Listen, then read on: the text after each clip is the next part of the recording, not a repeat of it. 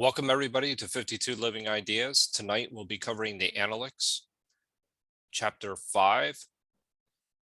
And for anybody that would like to read their favorite version of Confucius Analects, book 5, please, we'll be covering chapters 1, 2, and 3. I'm actually going to restart that. I didn't like the way that began.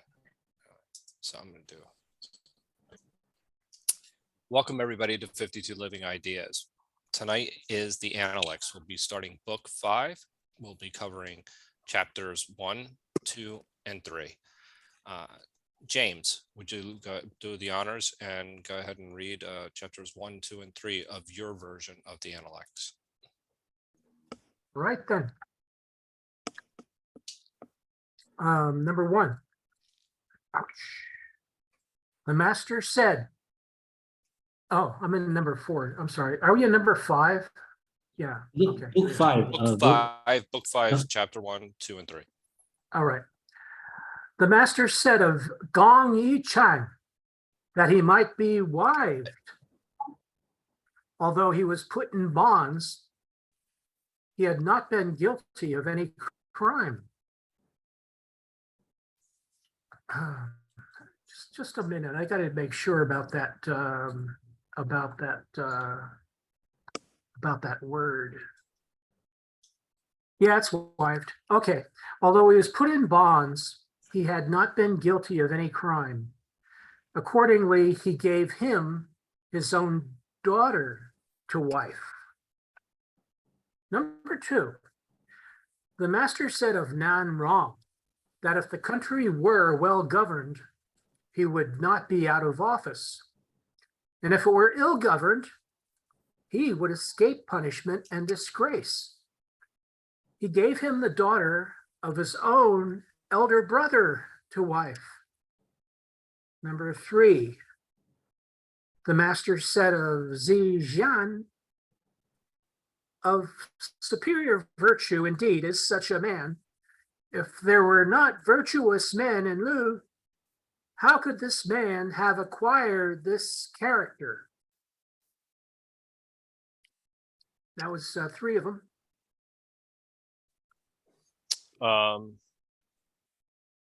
That was up to chapter 2. Could you include chapter 3? Yeah, he did chapter 3 already. That was 3? Yeah. Yeah. Mine's a little bit different then. Yeah, some version kind of mix the first 2 together, I think. Yeah. Okay. So all right. Yeah, I have 2 parts to chapter 1. Yes, some do that. Yeah. And then yes, and chapter 3 is slightly different. Okay. And that's how you have yours, Jason? That's I have, yeah. Okay. Aman. Don't see Phil, so I assume we'll need one other reading. That would and be wonderful. I will be happy to read DC Lao. Book 5, Chapter 1. The master said of Gong Yi Chan that he was a suitable choice for a husband, for though he was in gallows, it was not as though he had done anything wrong. He gave him his daughter in marriage.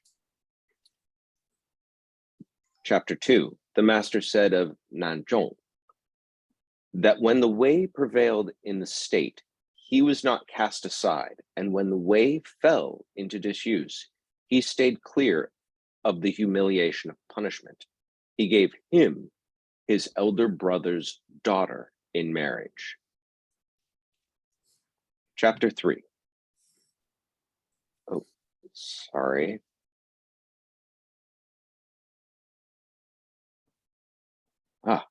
Technical difficulties, sorry. No problem. Chapter 3. The master said of Zichan. On Zichan was, what a gentleman this man is. If there were no gentleman in Lu, where could he have acquired his qualities? Thank you, Aman. So Jason, would you like to go ahead and share Yeah. your translation? rest of this. Okay, let me start. Okay, number one, the master said of Gong Ye Chang.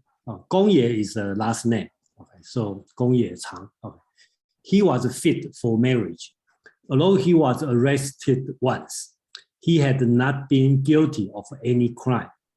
Confucius married off his daughter to him, to Gong Ye Chang. So Gong Ye Chang was Confucius' disciple. According to some legendary story, he can speak and understand bird language.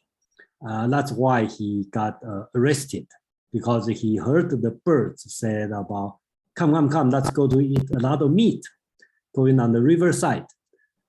So when he walked away, he said an old lady looking for his missing son, her missing son for many days. He told the lady, oh, go over the riverside. Now, probably your son there. So she went there, found his son died.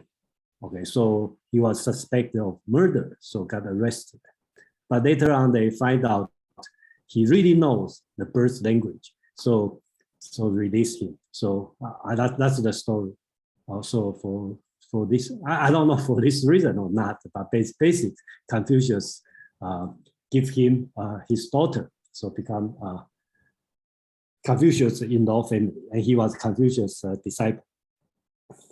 5.2, the master said of Nanrong, okay, if the state is well governed with Tao, he won't be out of office. If the state is ill-governed, that means without Tao, he can evade punishment and execution. He married off his elder brother's daughter to him.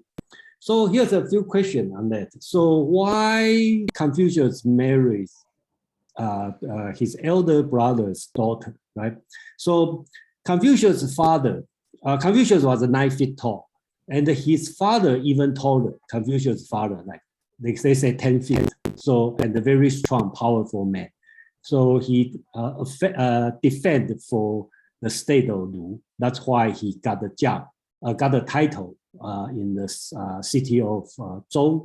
Okay, that's why Confucius' father settled there. And he has a wife, has I think 8 daughters. Then he has a concubine and have 1 son, which is Meng Pi. Okay, so I think that this son is Confucius' elder brother, and he was handicapped. You're so fucking stupid. It didn't cross your mind at some point that permanently sucking on this vape was going to damage you. Okay, same guy. Okay, same guy. Okay, so that's the where am I? Okay, so Confucius' elder brother was a handicapped.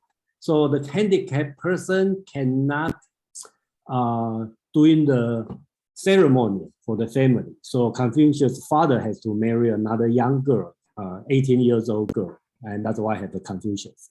So in this case, Confucius is the head of the Kong family. And then during that time, his elder brother probably already died, or or Confucius is the boss, so he can make decisions. That's the reason Confucius married his elder brother's daughter to Nanrong. And Nanrong, we mentioned it before, because he was Confucius' student, early student. He was the from the Meng family in the state of Lu. Nanrong is famous. I think Confucius mentioned him many times in the later book 11. We talk about Nanrong is very careful about his word. So for this kind of person, you see, you will notice later. Confucius used the word like the state is, when the state is well governed, you should do something. When the state is well governed, you should do something. Okay, so Confucius is quite flexible on the situation. When the state is well governed, you should do one thing. When the state is ill governed, you have to do another thing to keep you survive.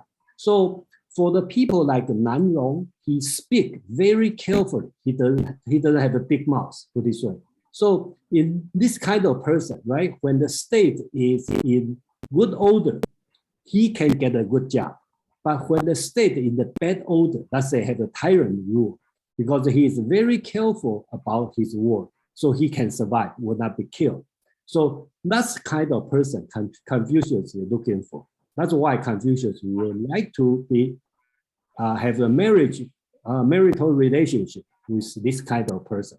So I suggest everyone pay attention on that. Confucius is not like we so-called a very righteous, straightforward person. You know, when the government, the Lord is bad, is tyrant, you just, you know, go straight to confront the person and got killed. No, Confucius doesn't like this kind of style. He wants the person to be careful so you can survive during the tyrant rule. 5.3. Master said of Zijian. Zijian is Confucius, one of Confucius' disciples, but we don't know much about him. Confucius says such a man is indeed a junzi, a gentleman. The junzi is very difficult to achieve. So he said, if the state of Lu lack junzi, where did he acquire his character? If you can recall on the 4.1, book 4, he talked about the Ren in the neighborhood. Okay, so that's he's talking about. He talked about in the neighborhood, you have the good neighborhood. He's talking about state of Lu. Then the person, okay, can produce a junzi. So you want to become a good person, your neighborhood also important. You don't become a junzi from the bad neighborhood. Okay, so I'll stop here. Thank you.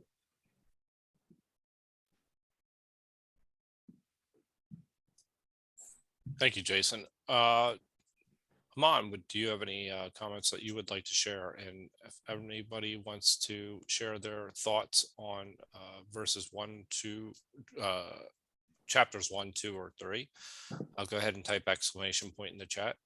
Aman. Yes. These first opening salvo of book 5 are character analysis. He's looking at 3 separate disciples and singing their praises. Basically, he's exalting what they have done right.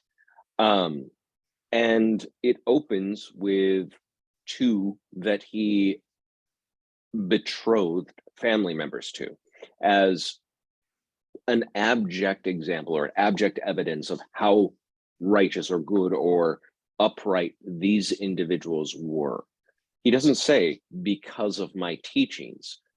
I think that may be somewhat implicit, but the reasons for their character seem less to do with his teachings and more their applications of them in everyday life, whether it was not balking at being arrested for something you didn't do, or whether it was, you know, working with the state in good times and being able to evade punishment and execution in bad times, or just stating straight out, this guy's a junzi. And if the state of Lu had no junzi, where would you learn such character? And I think that's implicit in advertising the school, as it were, advertising to his students that you are here around other people of character because it will bolster your character. It will enhance you to be around these other people. And it won't be because they write a thoughtful and creative treatise, or because they can sing well, or because you like them. It's because of how their character exhibits itself when fewer people are watching, or when the stakes are really high.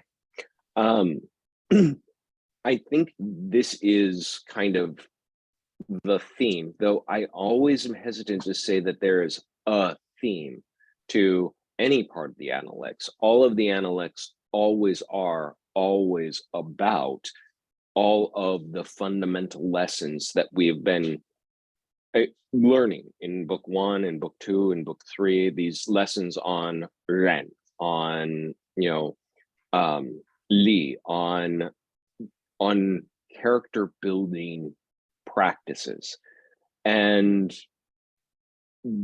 it makes for an interesting sort of way of opening a chapter or opening a book to talk about, here are great people and they were so good I made them in-laws. I find it fascinating. It's unlike a lot of other text anywhere. And one other interesting triviality is that book 5 is one of the few that has 3 characters for its title. And that's because it is Gong Yi-chan's name.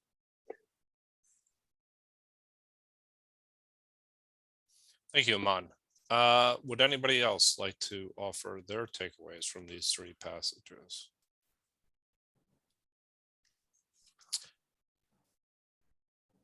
If not, may I ask, actually, what was the institution of marriage like at this particular moment in time? And I mean, were they arranged marriages? And if they were arranged marriages, it seems to me that he's more concerned about the character of the individual that they're marrying, more than necessarily the status. Is that correct? Would that be a correct assessment? I would agree with that. I would agree with it. It clearly says that I agree with you totally. He doesn't care about the status here. He only talks about virtuous men, not Right. what status they occupied. Right. And that's what I think. I think that's worth pointing out. I think this falls in line again with the rest, as Aman had stated, the rest of the Analects, in the sense that it's more focused on virtue as a point for the reason for the marriage, as opposed to status. Or Jason or Aman, do you have anything to comment? I don't see the okay. Gong Ye-chang, I don't know it's an aristocrat family or not, but Nan Rong, definitely he is the son of Meng Yizi. So Meng family is the powerful, one of the 3 powerful house in the state of Lu. So it constantly you will see, Meng, Su, Ji, right? That's a 3 family, powerful family in the state of Lu. And you will see Confucius is always favor for the Meng family. Okay. When Confucius talk about the Ji family, okay, then Confucius always complain. Okay. When Confucius talk about the Meng family, okay, Confucius always have a good words on that, because Confucius was the teacher of their family. So if you talk about marry up or marry down, of course, Confucius is a very low-ranking aristocrat. So anybody in the aristocrat family is married up for Confucius. So that's I have to put this one. But the first one is talking about Gong Ye-chang's talk about his virtue. No, he didn't talk about his virtue, right? He only talked about he has been arrested, and I still marry marry of my daughter. Number 2, talk about Nan Rong. He didn't talk about his virtue. Only talk about he can survive. All right, during the good situation, he can get a job. In the bad situation, he will not get killed. So he didn't talk about virtue. At least in this 2. I didn't see that. Implies that he's virtuous. The status, he's certainly not concerned about the status. Dimitri, so just so you're aware that we type exclamation point in the chat, if you just go ahead and put an exclamation point, and then you can offer your comments. Go ahead. I'm not quite, okay. No problem, no problem. Yeah, okay, so that's specific to this one. But the overall teaching, probably he talk about virtue, but at least if in these 2, I don't see he talk about virtue, right? Aman probably have a different opinion, but basically in these 2, I only see Confucius is talking about survival kits, okay, for the Nan Rong, and the first one probably he implied a good virtue, because he talked about he had been arrested, but he's not guilty, not his fault. So, Aman, I wanted to say I do actually agree with Jason. He doesn't explicitly talk about virtue. And there's certainly social calculus that goes on traditionally in arranging marriages, whether it's for your daughter or for your sister, if you're the head of a household.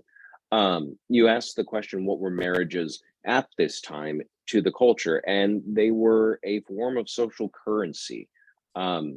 Women were property of a household, property of their mother and father, more their father than their mother, and could be traded to families in arranged marriages, usually for the sake of trying to improve one's social status or social class.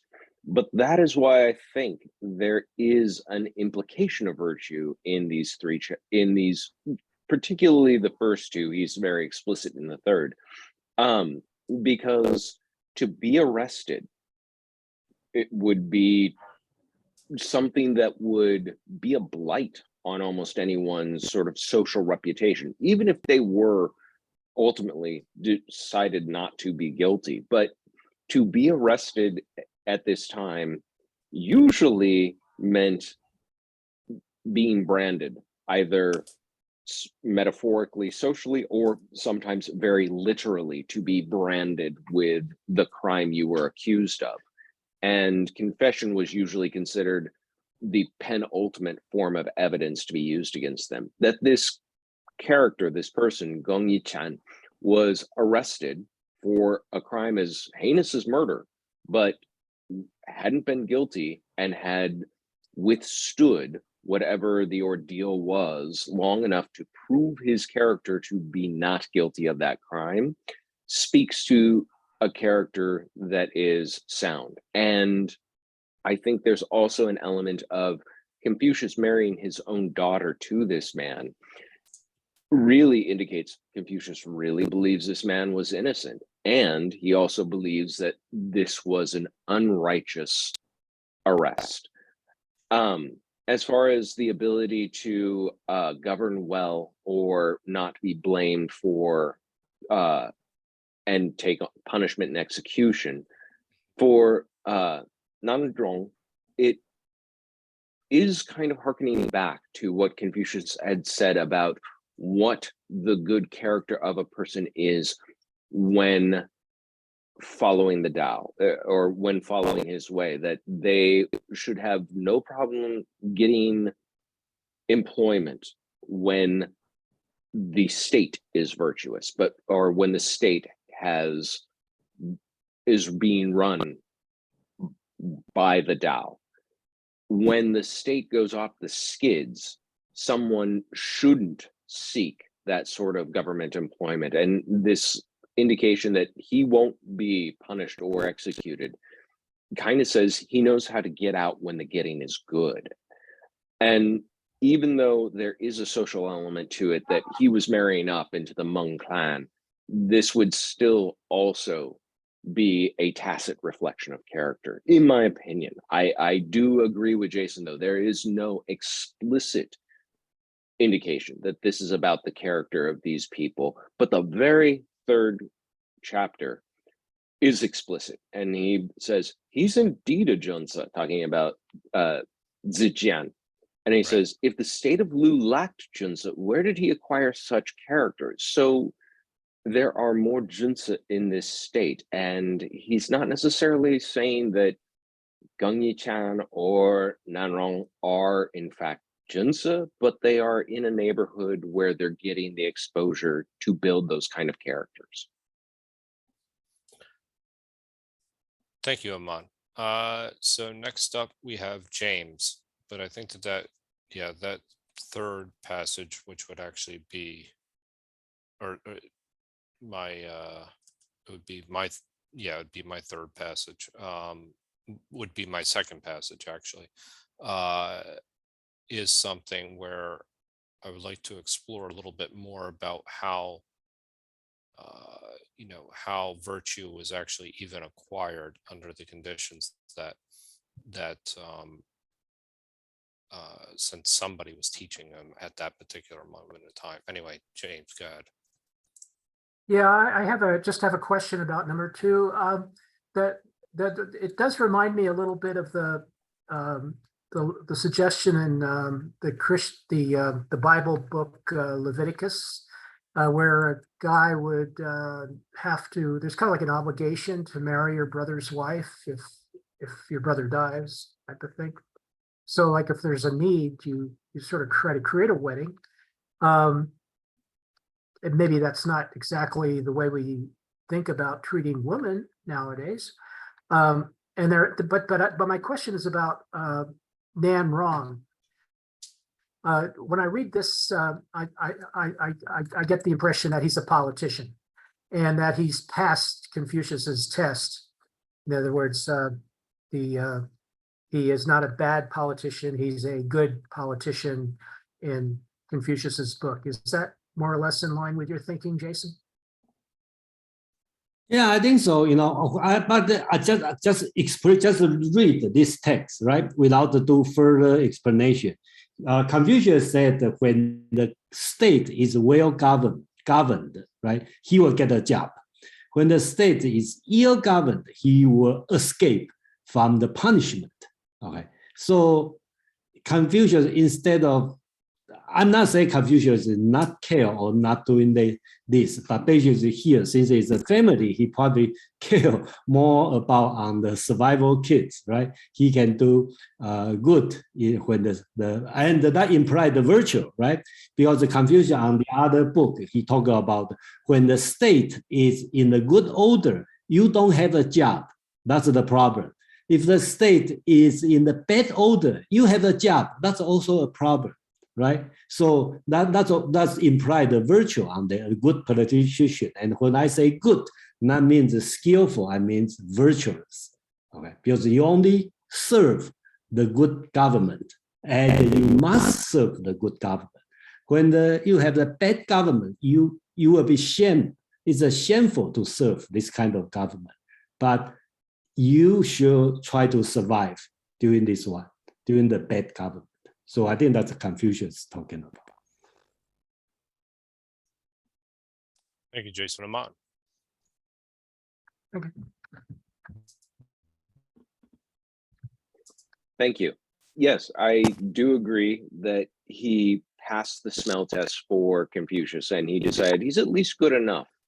And it makes you think that these chapters could have been added much later into the Analects as something that people ask a sort of a lineage question. Okay, so what is the family lineage that connects person X to Confucius? Oh, his daughter was married to, or his sister-in-law was married.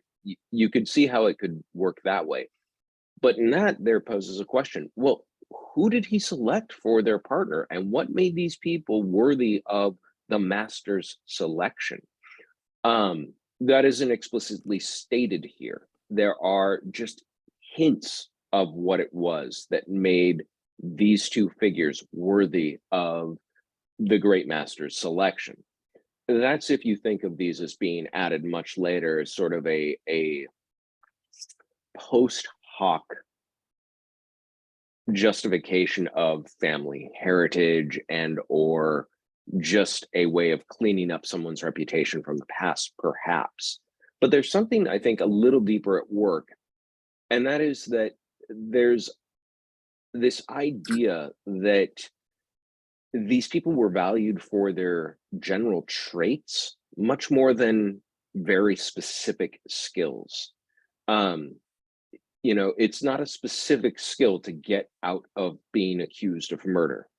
It's a character trait. It's something about your general character that makes you able to withstand the shame of the accusation, the arrest, the ordeal of being, and eventually being found, innocent, and will set you free. There's something about the general character of somebody who can govern skillfully when things are good, and when things go bad, just is able to slide out the front door before there's a mass exodus and executions. So I think this speaks to, I I don't want us to get weighed down thinking in terms of like Aristotelian virtue ethic sort of ideas, because it's not exactly that, but it is about what sort of general character do you have as a person that is more valuable to Confucius than any particular skill set. And these particular instances demonstrate that general character much more than a specific skill.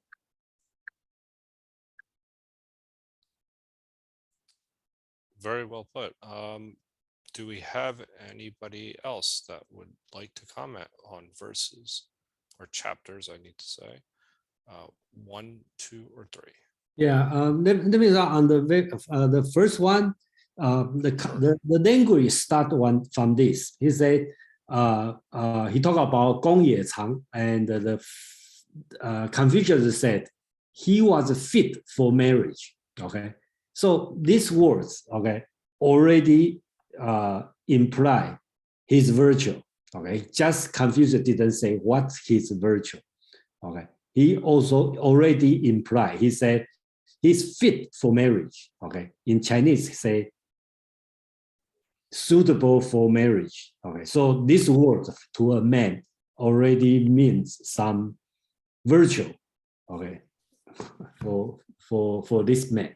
So I think if you want to say what Confucius comment on Gong Ye Chang, there's 3 words at the beginning probably already say so. Thank you, Jason. Are there any other comments? If not, actually, we could move on to chapters 4, 5, and 6, and actually we'd be a little bit ahead of schedule for the first time. Okay, I'll go ahead. Okay, good. All right, yeah, let's Chapter do it. 4, Zhigong asked, "What do you say of me, Qi?" The master said, "You are a utensil." "What utensil?" "A gemmed, sacrificial utensil." Number 5, someone said, "Yang is truly virtuous, but he is not ready with his tongue." The master said, "What is the good of being ready with the tongue?" They who encounter men with smartness of speech, for the most part, procure themselves hatred. I know not whether he be truly virtuous, but why should he show readiness of the tongue? Number 6, the master was wishing Shi Diao Kai to enter an official employment. He replied, "I am not yet able to rest in the assurance of this." The master was pleased. Thank you, and that's your number 6. Okay. Yeah. Okay. Just to confirm, I'm 1 off here. Aman, would you like to read yours? Your version, if you could be so kind. Yes, I'm just a little slow, but I'll get there. Book 5, Chapter 4. Zikeng asked, "What do you think of me?" The master said, "You are a vessel." "What kind of vessel?" "A sacrificial vessel." Verse 5. Someone said, "Yong is benevolent, but does not have a facile tongue." The master said, "What need is there for him to have a facile tongue? For a man quick with a retort, there are frequent occasions on which he will incur the hatred of others. I cannot say whether Yong is benevolent or not, but what need is there for him to have a facile tongue?" Verse 6. Oh, dang it. Hold, please. No worries.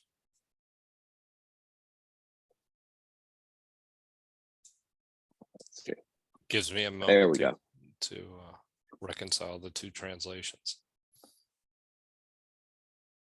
Verse 6, the master told Qi Dao Kai to take office. Qi Dao Kai said, I cannot trust myself to do so yet. The master was pleased.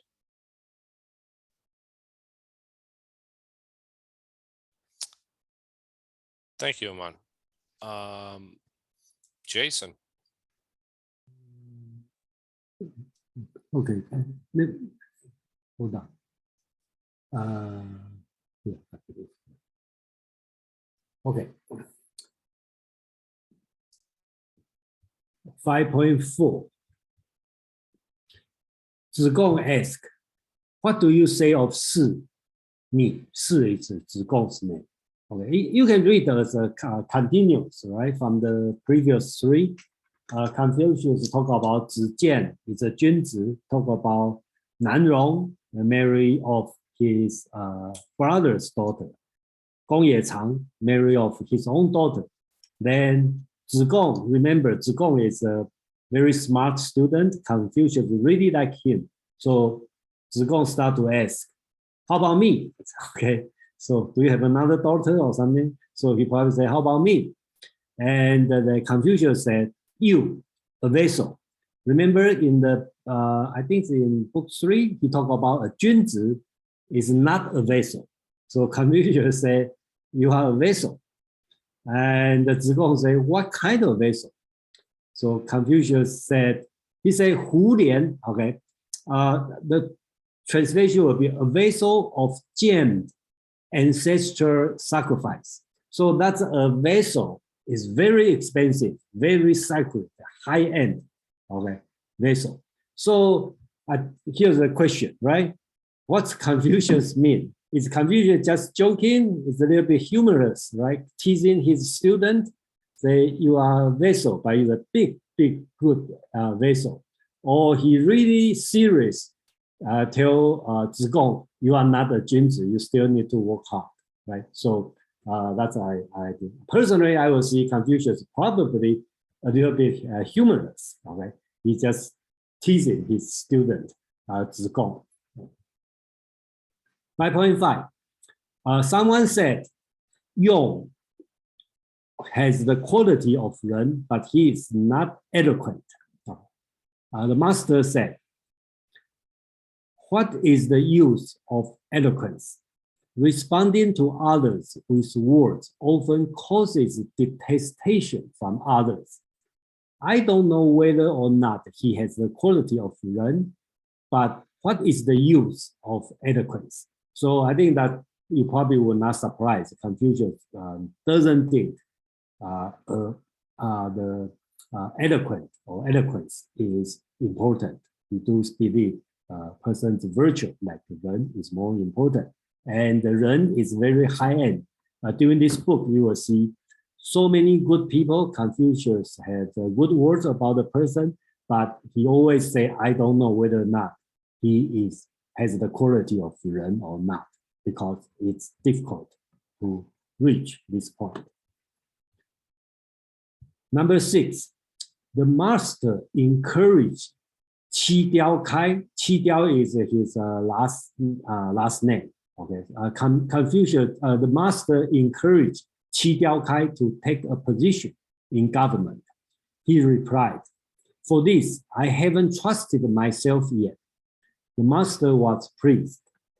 Qi Diao Kai was a famous scholar because Confucius was in the so-called Ru tradition. And then we can call Confucius as a ritualistic Ru, okay, this branch. He focused on ritual. And Qi Diao Kai is another scholar in the Ru tradition. And he kind of younger than Confucius, and he learned the book of document from Confucius. So Confucius recommended him, he's a student, okay, good student, to take the position in the government. But he said, for this, I haven't trusted myself yet. and the Confucius was pleased. So here's the question, right? Why Confucius pleased? Because Qi Diaokai is humble, or Qi Diaokai know himself. Confucius just test him, see whether or not, he really want to take a job, or Qi Diaokai is thinking about he want to continue to study, not he haven't learned enough to work for the government yet. So here's a big question, right? We don't know what Confucius mean, why Confucius was happy. Yeah, thank you.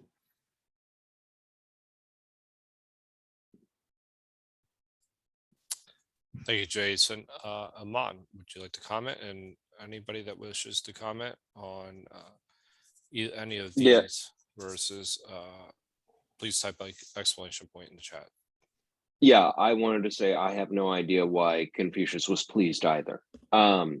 Though it might be that this is again sort of a post hoc editing of the Analects to show that that Confucianism appreciates humility, appreciates one's ability to be somewhat self-effacing and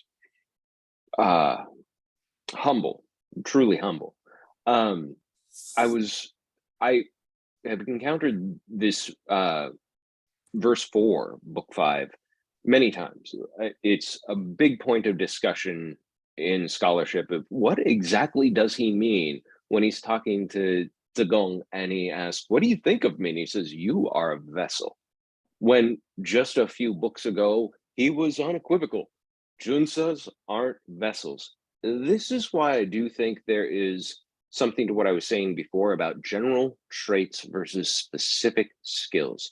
When he says you're a gemmed ancestral vessel, this is an important, highly decorated, highly specific use kind of vessel. It has a particular purpose, and you put a lot of time and investment in embellishing it, but then you use it for one thing.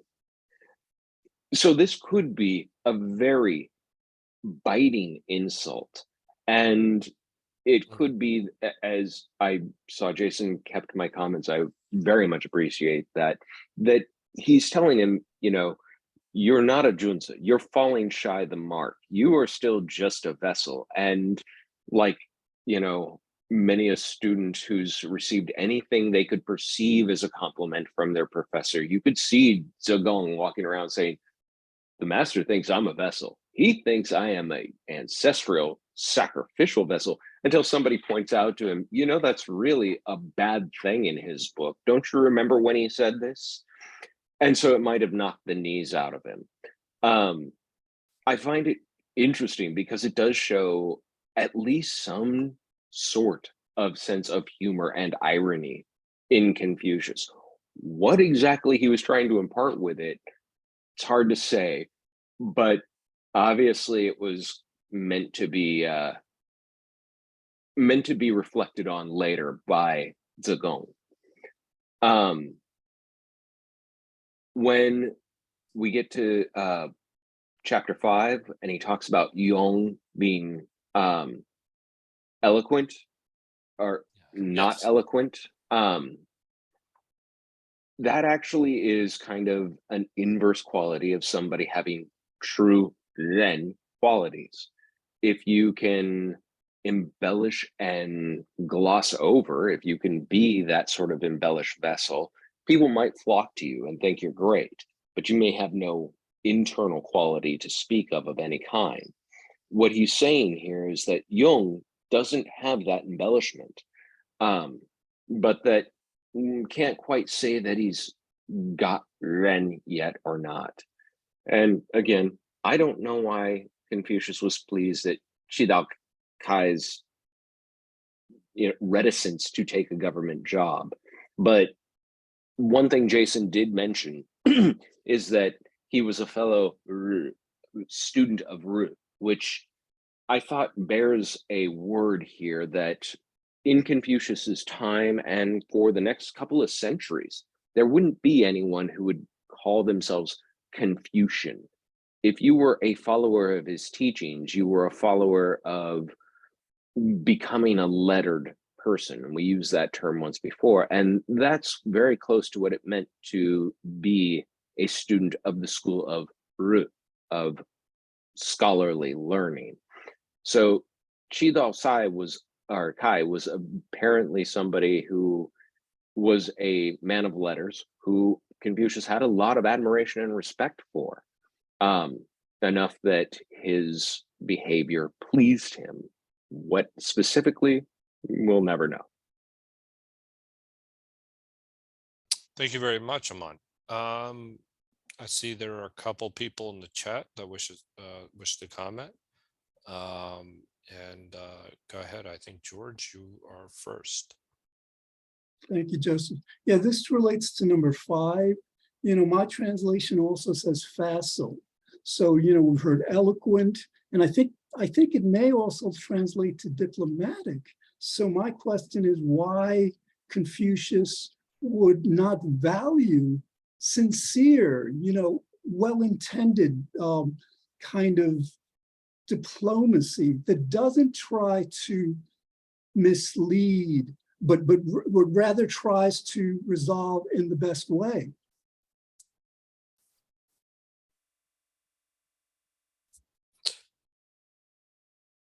That Aman actually would be probably. I didn't know if George's question was rhetorical, but I could take a stab at possibly answering that. There's a concept which is worth looking into called dirty hands, which is basically a field in the world of ethics that says real world situations can be complex enough that good people must do bad action for the sake of avoiding worse folly. And I think Confucius would have been the absolute, and the ideal would have been anathema to him. What he sees is that most times when people wax eloquent, they are trying to push an agenda, and they'll find themselves backed into a corner where being perfectly authentic and perfectly sincere won't be possible. And so the good junsa, the good scholar, is able to not put himself into that position in the first place, where he requires eloquence as a means of negotiating with his own morality. Can I respond to that? God. With etiquette, for example, etiquette is a system that whereby those who have become successful have cultivated not their skills only to make money and create wealth, but also to cultivate themselves as people. And I think a great part of this is to know how to choose our words wisely. So I think my question remains like, what is that exactly is the word that Confucius used? Because if it's closer to facility or diplomacy, then I can't understand why he would be against that. If the word is, as Aman, as you're saying, something that's derogatory, then it makes more sense. Jason, do you have any comment on the use of the word? Yeah. Okay, so I think this one is related to I forget which chapter. I think it's on chapter 3. He talked about, he famously said, 君子 is not a vessel, right? And vessel is not bad. Okay, don't take it wrong. Okay, vessel is important. He talked about the famous politician 管仲. Okay, he even not say he is a 君子. Even Confucius praised him a lot.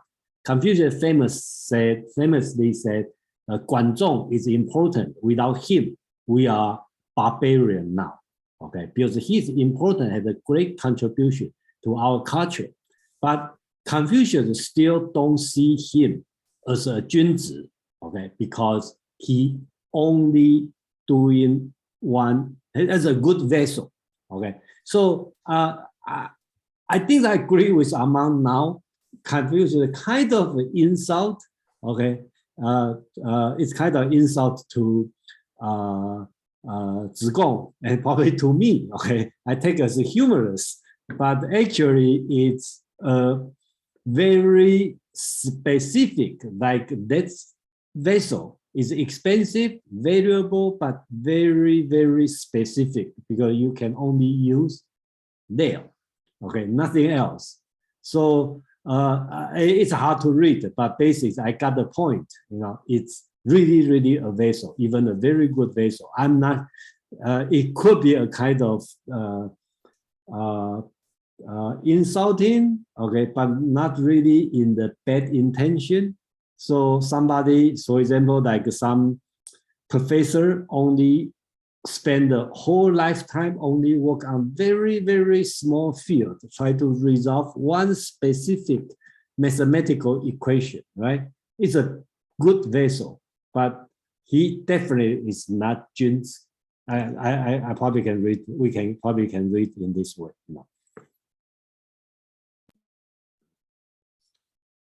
Thank you, Jason. James.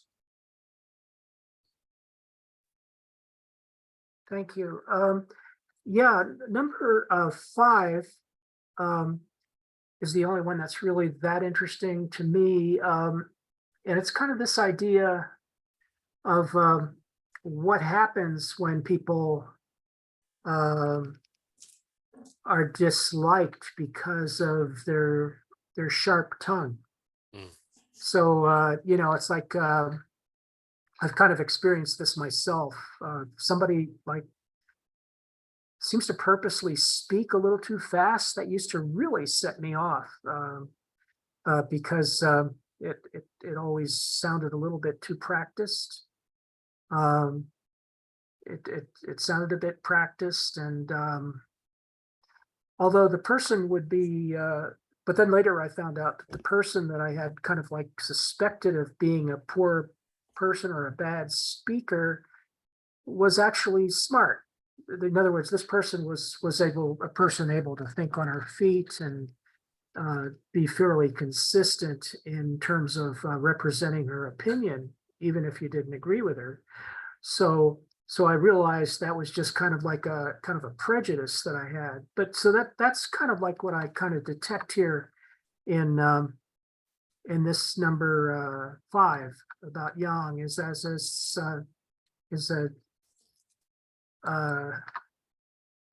the people are often judged by the way they talk, and I think that's kind of like what Confucius is pointing out here, and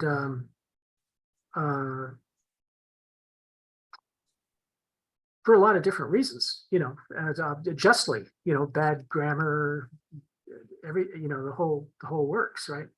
So it is something that we need to pay attention to,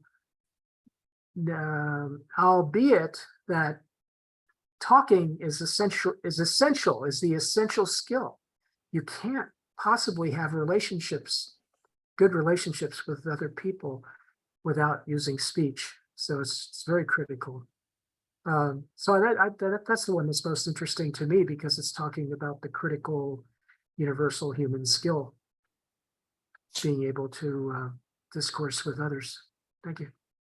Yeah, to me, that was the main takeaway out of these first 2 that we were reading, actually, the importance of being, yes, I recognize the importance of being able to communicate, but there is a higher standard too. There's this idea of leading by example. That's also a point, like you're communicating with your actions, that's critical as far as your relationship with other people as well.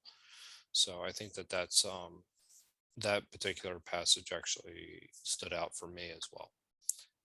So it looks like we have in the queue. Thank you, James, as always, for your comments. Kevin and George again. Yes, thank you. I like George's question, and first about I want to bring a little bit, maybe if you guys recall the code, silent is gold. Why? another one we call the culture aspect. Word and action coincide. It's what matters is about not just what you see, also what you do. See, if you think about this, you think I would see one example. You think about a politician before election, they try to get a vote. What's a commitment, and the term, what they done. Do we have accountability? If we use the Western term, right? If you have that, maybe we would be doing different. So that's here is about to, talk about it, especially Eastern culture. It's, yeah, normally they do it first. It's like finding in a house. If you usually allow your wife to do some housework, do some chore, right? Not just allow you, right? Thank you. Thank you for that, Jason. I'm having a little bit of trouble hearing people, but only because there's a pretty big storm, currently passing over. So forgive me if I don't hear all of your comments. But thank you. I agree with I really liked how, Kevin, you related it to modern day politicians. I think that's an important link to make with this particular passage. Next up, we have I'm going to say Allison and then George, because you've already spoken once, George, if that's okay. Absolutely, yeah. Thanks. I was thinking about the being skillful in language in terms of our accents, because I feel like we know that in England, people's accents really show their class, and we act like in America that's not true, but it really, really is. I mean, the standardized it really is an East Coast accent, to be honest. It's but again, even within the East Coast, it's very, very particular of which accents are acceptable and which accents are not. I mean, if you come from like a lower working class background in the East Coast, that's not acceptable. If you have a Southern accent, that's considered like the lowest. And then, and also even if you come from California, I mean, when I moved from California to the East Coast, I had to really change my accent a lot, because, I moved as a teenager and I came here sounding like a valley girl, and I had to get rid of that really fast. And it's actually one of the things that I teach, as well, and a lot of time teaching my students, is about code switching, and that the neighborhood, the speech patterns that might actually literally keep you safe in your neighborhood, you're going to have to switch when you come to school, because if you apply to a college and you're using those idioms or phrases or all kinds of things, you're not going to get accepted. So it's kind of interesting how being skillful in language, on one hand, it's about how you relate to people and the things you're saying to people, but it's also literally the language that you're using. So it's very interesting to see, that he saw that back then. Thank you, Allison. George. Okay, thanks. Yeah, back to number 5. I think I found something that tells us more of the intent. It says that Jung is benevolent, but does not have a facile tongue. So this seems to suggest that this facility is not a disparagement of a trait that he's looking down upon. So then again, my question remains: what then would be Confucius's intent, or are we to conclude that in this particular chapter he's making a logical mistake in reasoning? Which version are you reading, George? The same one that Aman has.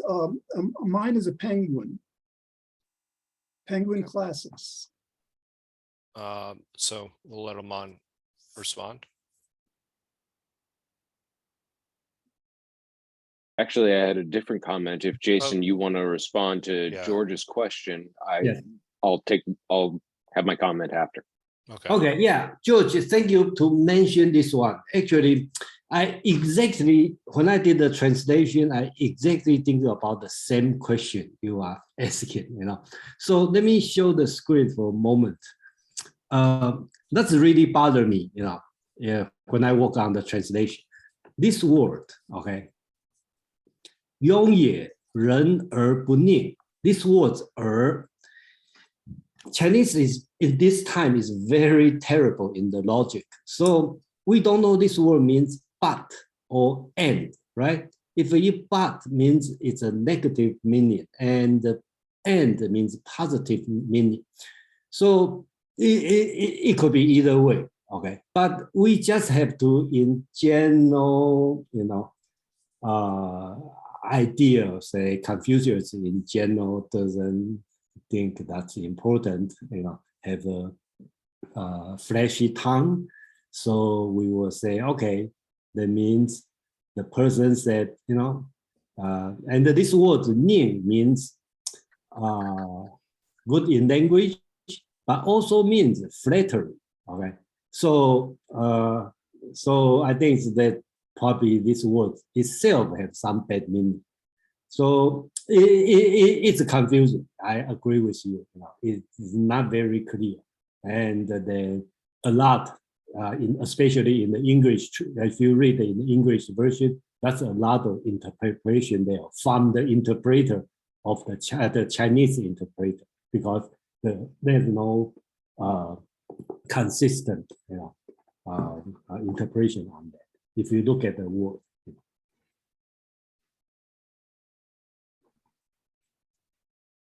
Thank you, Jason. Yes, yeah, if you use and, it makes sense. Absolutely, thank you. Yeah, sometimes use and makes sense. Yeah, I agree, but I don't want to go too far.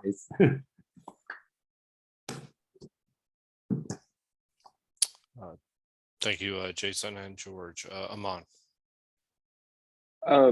Actually, I wanted to comment on what Allison was saying about language and class, and that it's interesting because I don't know that that is what is implied necessarily in this specific chapter in 5.5 when he's talking about Yong's eloquence or lack thereof.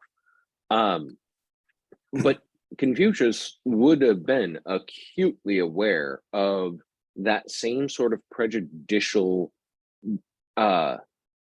sentiment that surrounded language and its use, because that has been universally true. There, in almost every culture, is a higher version, a quote unquote high version of the language, and a quote unquote, vulgar or common vernacular. And it was interesting when she was talking about that. It reminded me of years ago discussing Crouching Tiger, Hidden Dragon with students in my Asian studies as a revolutionary film because it was filmed in Mandarin. For generations before then, all Chinese cinema was done in Cantonese because the entire film industry came out of Canton. To have acted in Mandarin would have been equatable to us watching Shakespeare performed in a Louisiana accent. It would grate against the nerves of most people so deeply that they could not get over the prejudice to enjoy the art. And Crouching Tiger, Hidden Dragon was a world-smashing hit that did exactly that in terms of that sort of language stigma. It really broke that mold in a lot of ways. Now a lot of Asian Chinese film is filmed in Mandarin as alongside Cantonese. I don't think that is specifically what Confucius was getting at, speaking about Yong and his eloquence. But it is something to think about when we consider what were the criteria that Confucius used in measuring somebody's language, exhibiting them as a person of quality. Conversely, When would somebody say something that just instantly disqualified them to his mind?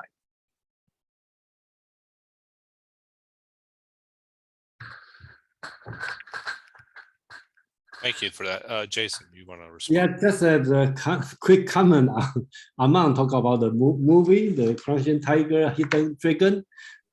Yeah, they speak Mandarin, but if you listen to it, it's very funny because the actor is from all over the place. So you see the Cantonese accent and those accents, South accent. So when we listen in the Mandarin, it's very funny because you see the accents all over the place, and it doesn't match with the character. So that's a very funny thing, you know. So every time I read this, when I see the Confucius, read the end of the Confucius travel around, I really concerned, you know, how do they speak, you know, because I believe they probably have a very different accent.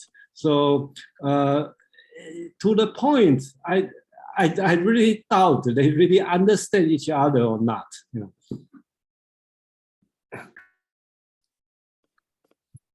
Are there any other comments about these particular chapters, 4, 5, or 6? 5 seemed to be the most discussed or looked into, and that was my one I was most interested in. But if not, we can actually, we're moving on a pretty good pace here, Jason. This is one of our first times that we're actually a little bit ahead of schedule. We might even fit in another group if possible. Are you far enough ahead? Yeah, we can. Okay, all right. Well, that would be actually good because we often fall behind. So we'll just the next 2 chapters we'll cover 7 and 8. Yeah, so the 8 is quite long. So okay, so we'll see how long. Well, then yeah, maybe we'll give that time back with chapter 8. Oh, it is, yes. Okay, James, would you do the honors? Okay, I'll go ahead with James Legge translation. The master said, "My doctrines make no way. I will get upon a raft and float about on the sea. He that will accompany me will be you, I dare to say." Shi Lu, hearing this, was glad. Upon which the master said, "You is founder of daring." Oh, I'm sorry, I'll repeat that. "You is fonder of daring than I am. He does not exercise his judgment upon matters." Number 8, Meng Wu asked about Ji Lu, whether he was perfectly virtuous. The master said, "I do not know." He asked again, when the master replied, "You, in a kingdom of 1,000 chariots, might be employed to manage the military levies, but I do not know whether he be perfectly virtuous. And what do you say of Chu? That one. Okay. The master replied, "Chu, in a city of 1,000 families, or a clan of 100 chariots, might be employed as governor, but I do not know whether he is perfectly virtuous. What do you say of Chi?"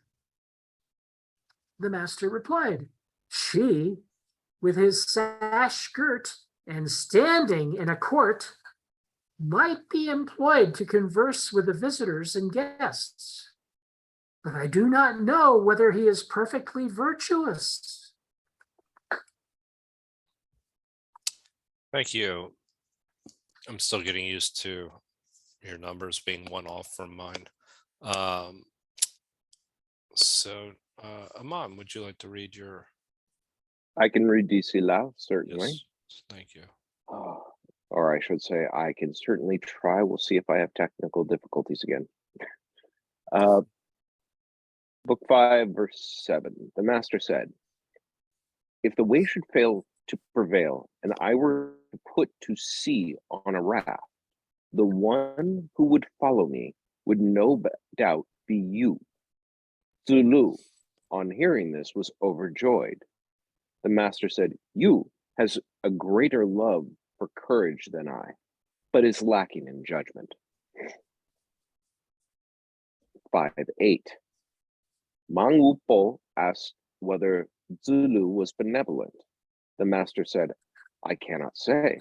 Mang Wu Po repeated his question. The master said, "You can be given the responsibility of managing the military levies in a state of 1,000 chariots, but whether he is benevolent or not, I cannot say." Oh, sorry. Damn it. What about Chi? The master said, "Chu can be given the responsibility of a steward in a town with 1,000 households, or in a noble family with 100 chariots, but whether he is benevolent or not, I cannot say." What about Chi? The master said, "When Chi, putting on his sash, takes his place at court, he can be given the responsibility of conversing with the guests, but whether he is benevolent or not, I cannot say." Thank you, Aman. Jason, would you like to go ahead and share your version? Okay. Let's see. Okay, here 5.7. Okay, so here to talk about Zilu. Okay, and then Zilu's name is Yu, so Y-O-U. So don't get confused about Yu. So that's his name. So that's the problem. So the spelling checker say Yu is eager. So Yu is the name. Okay, the master said, "The Tao is not practiced. I shall go onto a raft and float about on the sea. The one who accompanies me must be you," which means Zilu. Zilu was happy when hearing this. The master said, "You," or Zilu, he means Zilu, "is eager to display courage more often than I, but there is nowhere to get the numbers for building a raft." Okay. So, not rift, raft. So, okay. So I think here is the first time we see Zilu or Yu, or sometimes I call Jilu. Okay, that's all the same person. This person is very important, and you will see that there's a lot of conversation with Zilu and Zigong. Okay, Zigong you already know is a very smart student and eloquent, and then Confucius say he is the person you can discuss about the book of old, good in the literature.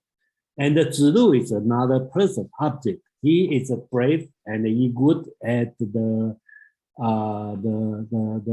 so-called Chinese Kung Fu. He is Confucius' bodyguard, and eventually he died for Confucius, try to save Confucius. So he's really a good person, and he only 9 years younger than Confucius. So when Confucius traveled around China, the state, Zilu or Yu always accompany with Confucius. That's why I have a lot of conversation between Confucius and Zilu. So the master said that the Tao is not practiced. He kind of like feel frustration. So frustrated. So he started to talk about, how about let's go out overseas. Okay, because just like today, right? You got frustrated in your own home country. You think about immigrate to other place. That's Confucius talking about. How about let's get on the raft and flow around the sea. Okay, so just become a Robinson Crusoe, this kind of life. So Zilu was happy. Okay, he said, "Oh, I can go with you." And the master said, "You are eager to display courage more often than I." You want to show his courage. But most of the translation, including Chinese interpreter, because this 4 words, 无所取材, in today's words means lack of judgment, you is totally useless, That's the meaning. But I don't see some scholars also believe this way, and I agree with them. I don't see Confucius is talking about 子路 is totally useless. I think he's kidding. He's kind of humorous. He said, come on, okay, yeah, you are great, you are brave, but we should get the lumber first to build the raft. So I think that's the tone, because they are chatting. I just don't, logically, I just don't see it's fit.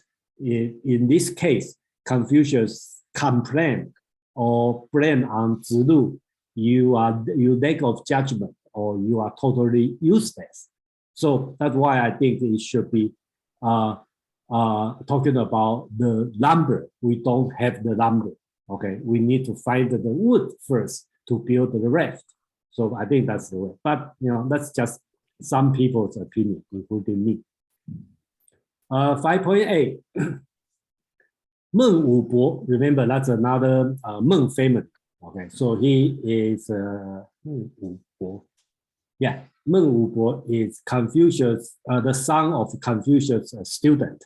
Okay, Meng Wubo asked Confucius whether 子路, okay, ask 子路 again, was 人.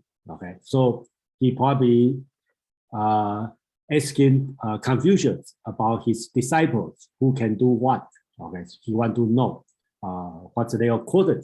So that's a good. I think the whole book 5 is Confucius' commentary on different people, including the ancient people, his student, and the current, the contemporary scholar and politician. So Meng Wubo asked Confucius whether 子路 was 人. The master said, I don't know. Remember, whenever people ask them, I think he only talked about Yan Hui is 人, not other student, only that is very difficult to achieve. So Confucius said, I don't know. So he asked again. The master said, you or 子路 can be the military chief of the state of thousands of chariots. Okay, so that means a large state. So again, that's what I said. I believe Confucius really think 子路 is a good person and very capable to do things, especially as a military chief. Okay, because he's brave, he is good at. He's a doer. Okay, he can do many things, but I'm not sure he can be qualified as 人. Okay, so right now we talk about the military. Confucius. 子路 can be the military chief, okay, but he's not sure he's 人 or not. Then Meng Wubo asked again, how about Qiu? Okay, Qiu, okay, Qiu is Ran family, okay, he is very close with Confucius' family, so called Ran Qiu, okay. So the Meng Wubo asked, Qiu, how about Qiu? Qiu, okay. The master said, Qiu can be the governor of a city of a southern family, or a noble house of hundreds of chariots. So smaller than 子路. 子路 can deal with thousands of chariots, and then Qiu can deal with hundreds of chariots. Okay, but Qiu's job is not military. He is in execution, so he can be a governor, be the head of the this kind of state. Okay, but I'm not sure he can be qualified as 人. So he's good at the politician administration, right? But he is not sure Qiu can be 人 or not. Then he asked another disciple, how about Chi? Chi is Gong Xihua, I think. Yeah, Gong Xihua. Okay, so all these 3 students are very important, and I will consider as a Confucius first tier student. If you consider the human resources, that's the top choice for these 3. Okay, Yan Hui also the one. Okay, so he asked about Chi. Okay, the master said, Chi can be dressed up with sash, stand in the royal court, and make conversation with guests. But I'm not sure he can be qualified as Ren. So here, Chi, or you want to call him Gong Xihua, is good at the diplomatic rhetoric, and in today's world will be good at the international relationship. So you can see these three students, they all have their own strengths, right? Zilu is good at the military, okay, leading in the military. And then Qiu, okay, is good in the administration. And then the last one, what's that, Chi, okay, you want to call Gong Xihua, he is good at the international relationship. So you can diplomatic expert. So I think that he put these three students, with different strengths, but none of them qualify as Ren. So thank you. Thank you very much for that. Aman, do you wish to comment? Yeah, the 5.7, when he's talking about, sorry, I little discombobulated, as I mentioned before, when he's discussing getting a raft with Zulu, I really kind of enjoy this dialogue because it's talking to someone who you put a lot of trust into and telling them, look, if we're going to, Thelma and Louise our way out of here, I want you at my side. And he's like, great, let's go. It's like, yeah, but we got no lumber. When I read Jason's translation of that, it made a great deal more sense to me, because I agree, Zulu usually isn't on the receiving end of a lot of Confucius's more biting comments. And this, in most translations I came across, was one of the more cutting remarks that he would make towards somebody that he entrusted his life to regularly. But when you read it as, we can't get the lumber, it makes a great deal more sense that he's giving this foolhardy, courageous person an out. It's almost as if he wanted Zulu to talk him out of it, and Zulu was saying, nope, I'm down, let's go. And he said, oh, you're always more eager to display courage than me. That's great, but we're not going to have lumber to do this. So good thing you passed the test and moved on to the next subject.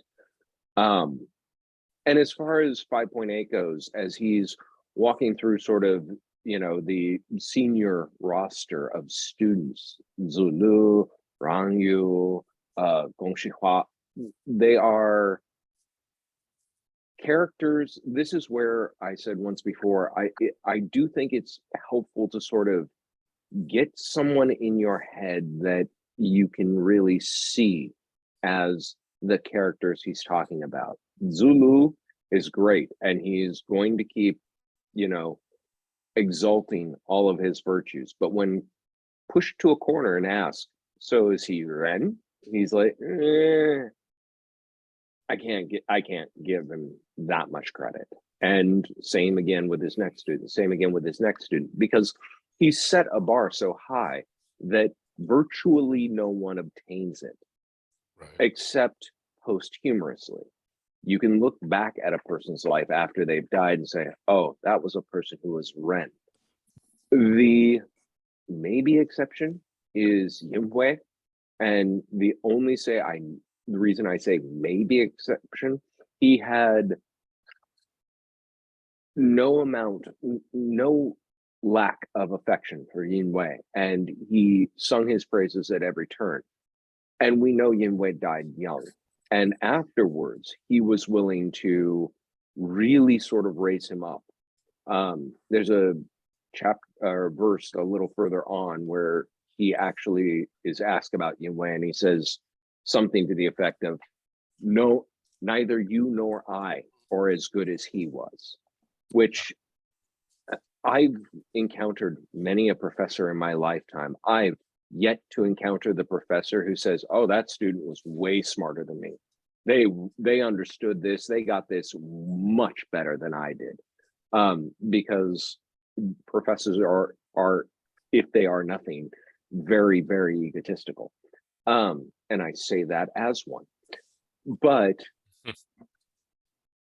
especially in this time and place with such strict rules of etiquette and hierarchy and expectations, it would be incredibly unusual for Confucius to admit to the superior character of anyone above his own lessons. But Yinwei is the one who seems to grab that prize. Everyone else doesn't ever get near being called, you've gotten as good as me, even. And here we see him singing these praises, but not going to bestow, the moniker of Ren upon anybody yet, because your life's not over, the jury's still out.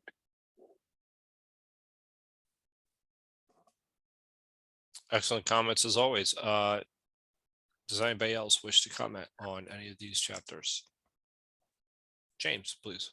Yeah, I think I had a point on number 5.7, but I agree with Aman. I think it sounds to me like a trick proposition that he's posing, almost like a father and son kind of relationship, where the father makes a kind of a trick proposition, so that and as a result of the interchange, the negotiation, the father will get his way, that the son will not have to build a raft. They will not have to go because of this expressed discontent with the Tao not being observed in the land. The father will finally save himself and his son by saying, "There's not. This is a kind of a crappy idea anyway. Forget about it." So I like so Jason's the idea of Jason's that there's a literal interpretation that's somewhat popular. That maybe that literal interpretation is the one that makes the most sense. It's like the blasphemy at the bad words at the end of a comedian's rant. We're just we're gonna build a raft. We're gonna get out of here. The land is evil. We're just gonna sail the sea together on a raft. And the kid is like, "Wow, this is great," And the dad said, "Well, there's not enough wood, so hell with it." So I like that interpretation a lot. It makes the most sense. That's why I like it. Yeah. So thanks, Amon. Thank you, James. Let me see if there's anybody else that wishes to comment. George, I believe. Thank you, Joseph. Yes, Aristotle, referring to eudaimonia, which was his definition of happiness, had said that one can't judge whether a person was happy or not until he's died. And this is what we're hearing now in terms of Ren. But let's question that. It seems like in both cases, we can question whether a person is virtuously happy or has Ren up to that point.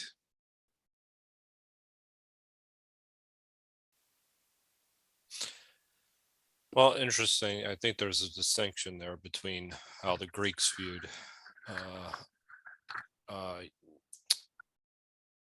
happiness, and maybe how Confucius is talking about it with his students. But I'm not sure.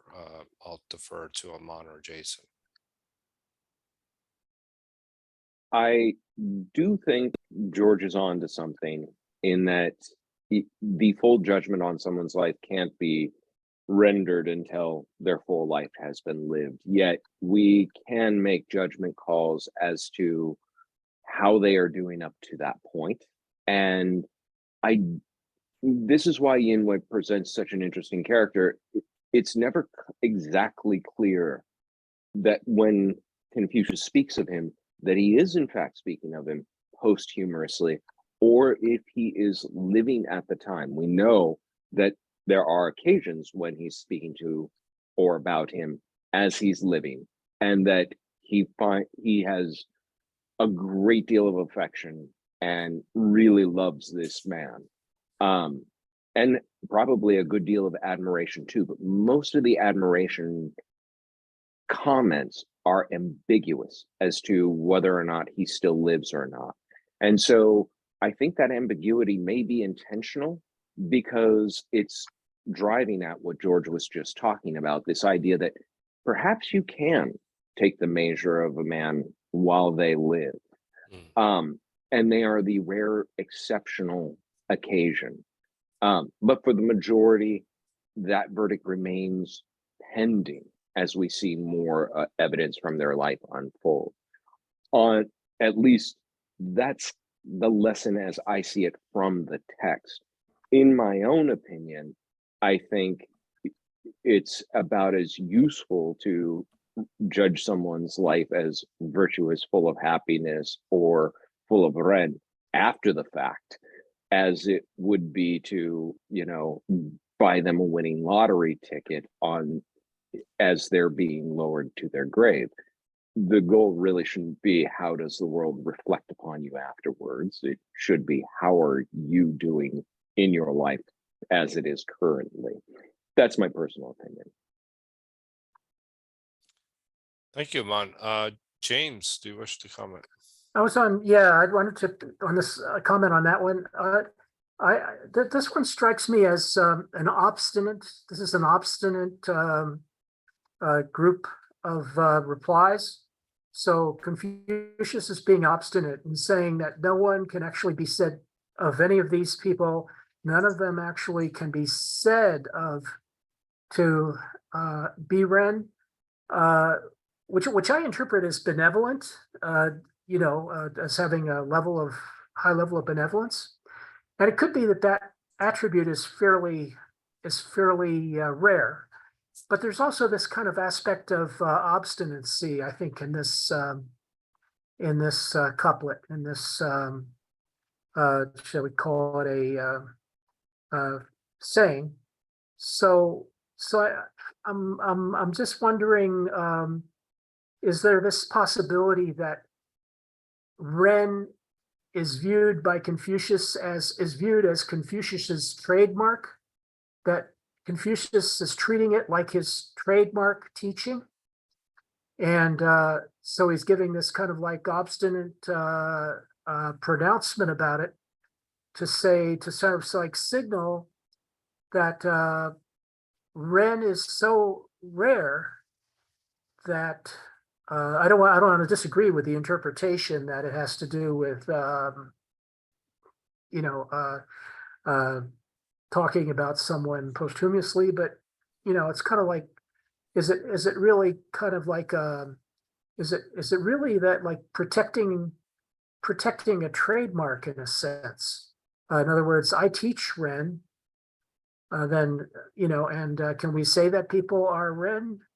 This guy, and then repeating himself. No, not that guy, not that guy, not that guy. In other words, it's not enough to be have high standing and virtue in some areas, but Ren is actually something that will be judged separately. So that's all. I'm just doubting that it's this. In a sense, I'm doubting that it's the posthumous interpretation, but I'm also wondering if it isn't just a little bit kind of like Confucius's thing. So we're not going to give this title away easily. So we have 3 people that wish to respond, starting with, actually, I'll give Jason the honors. Do you want to respond to? to Yeah, let James. me respond directly to James. And I then think we'll come to George. that's Yeah. interesting to hear you talk about the trademark, and Yeah, actually it is. it is. Yeah. Okay. The analog only have 10,000 character, and the run has been used over 100 times. Okay. So you've been keep talking about run, and surprisingly, nobody really get the title of Ren.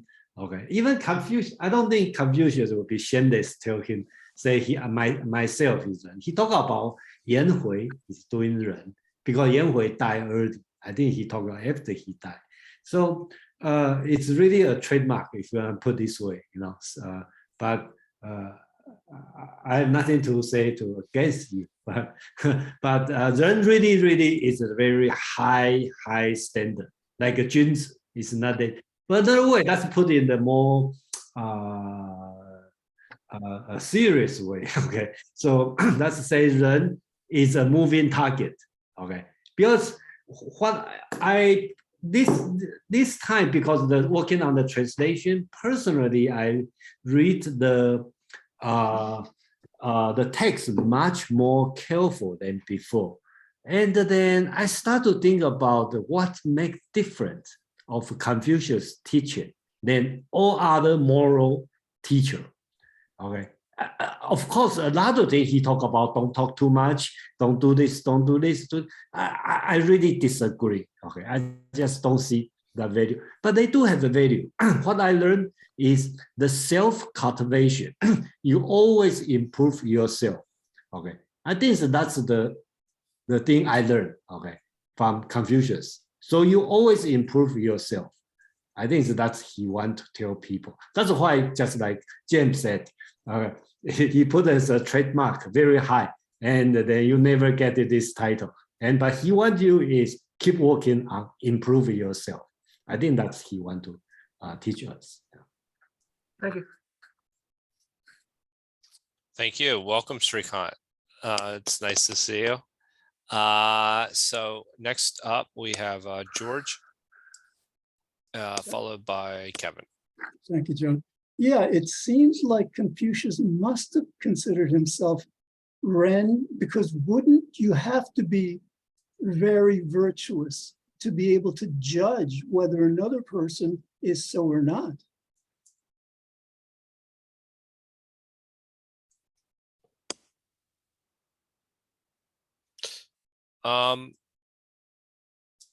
Jason, I'll defer to you on that. I mean, I Okay, imagine that's that a- I imagine that yes, the answer is yes to that. But he will not say that. I think he's a very humble person. So,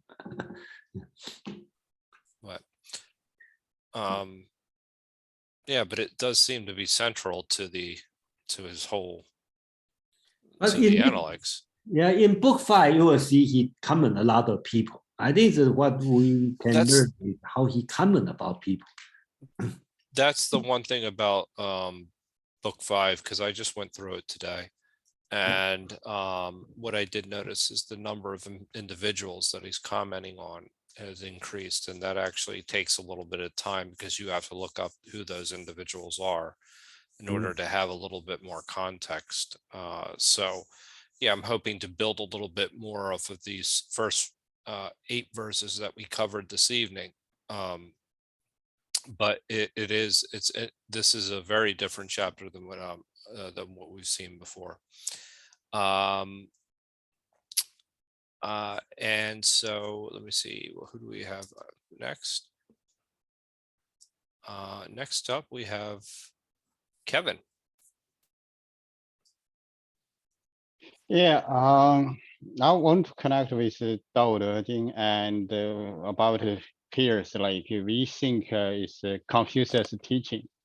Here's one thing on a pretext should be Dao and De. One thing is in Chinese called Dao 不行久矣. Dao is not practiced for long. This is, if you forget that part, even ourselves from the 52 living idea, we think, but sometimes we miss it from virtuous or some tradition, some culture. The same thing happened to 2000 years ago. That's something like not Confucius teach you something, because like if Jason, you can bring a slide back. He put some explanation. What's the Dao? What's the if I question what's the Dao in Confucius' mind? What's his Dao different? Lao Tzu in 道德经. So that's yeah, so you go want me ahead. to talk about this? Yeah, go ahead. Yeah. Yeah, if he wants you to share. I just don't want to spend 2 hours talking about this because it's very interesting. Well, put it this way, everyone, okay, even today's, okay, so as long as you use the Chinese language, you will use Dao, right? So 胡说八道, okay. So if you speak something nonsense, you will say that's a junk Dao, okay? Okay. So even today's language. So if you want to talk about the difference, the Dao and Confucius Dao is this. Lao Tzu Dao is the principle with capital P, okay? It's stay behind. It's nothing changed. It's there, just like James talked about. It's a trademark, okay, of Ren in Confucius. But the trademark of Taoism is the Dao, which is a moving target. It's there with capital P, okay? Or you want to put the capital W, as you want to call it the way, okay? And then Confucius, the trademark is Ren. How do you achieve Ren? You have to follow through Dao to get Ren, okay? So that's the way you talk that. So Confucius Dao is lowercase principle, lowercase W, okay, way to follow this Dao to reach Ren. And then Lao Tzu in Dao De Jing, the Dao is a capital P or capital T with Dao. Okay, so that's over there. How do you achieve that? With the virtue.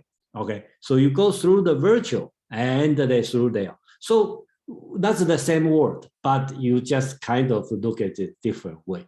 So if you remember, I think most of people know on the first verse in the Dao De Jing is the Dao can be Dao, is not the real Dao.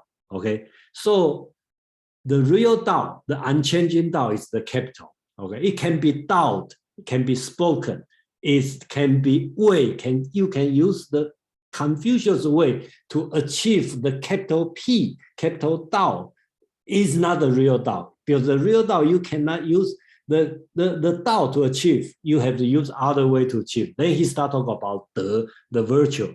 Okay, that's the way to do it. So I think if you want to say that different, I think that would be the key difference. Yeah. So next up will be my good friend, Shrikant. Thanks, Joe. So Jason, I had both for Jason and Kevin, I had a question. I've always wondered about this. When I look at Gospel of John, we've studied Gospel of John, we've studied Bhagavad Gita, and we have studied the Chinese, we have studied the pair, right? Lao Tzu and Confucius.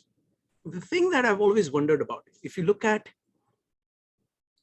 the Gospel of John and Bhagavad Gita, they pay tremendous attention to the word.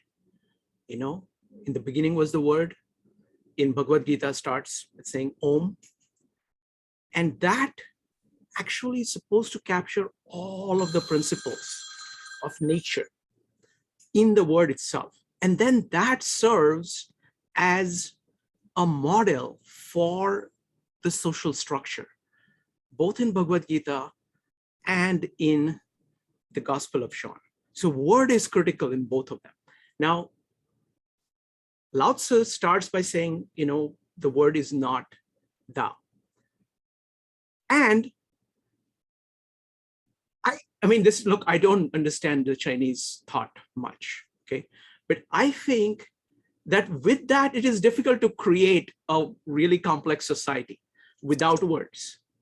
And therefore, by saying that there isn't a word, it almost makes it necessary to have something like Confucianism, and all of the structure of the society is being done by Confucian, Chinese society. Again, I don't understand it well, but it's largely a Confucian society. So it's like by deprecating the word, it is setting up a separate way of principle for governing, structuring everything. So instead of having this word both in Bhagavad Gita and in the Bible, the word is like the apex. It takes everything from nature and then transmits everything into the culture. That is what Om is, that is what the word is. But by saying that there isn't a word, that there is only nature, something else, some other principle is needed to shape the culture. So it opens up the necessity of Confucian. That, as best as I understand, I don't know whether I'm right or wrong, if I'm misunderstanding both Taoism and Confucianism and the Chinese or the Chinese civilization. So please, both Kevin and Jason, if any comments that you may have. Kevin. Thank you, Xuankai, share this. I would use different ways. First, I'm going to use our friend Sanjay. One time he shared, it's hard to put something in your mind to other people's mind. For example, ideology, your belief.